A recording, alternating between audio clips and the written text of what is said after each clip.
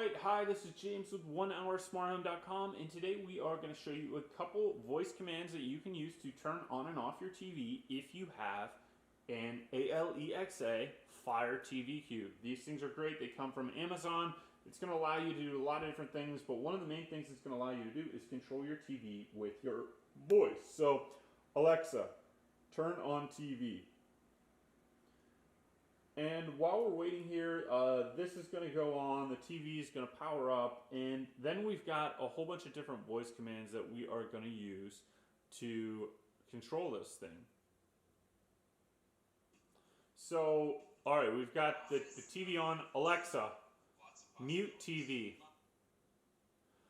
So what we've got, you can see down here in the left, is that is the Alexa, the Fire TV Cube. Right there. You can see it kind of blinking. And Alexa, mute TV. Alright, so it mutes it.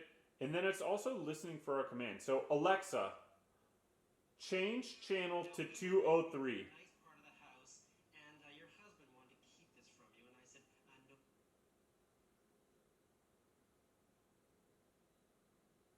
Alexa, unmute. Alexa, change channel to HGTV.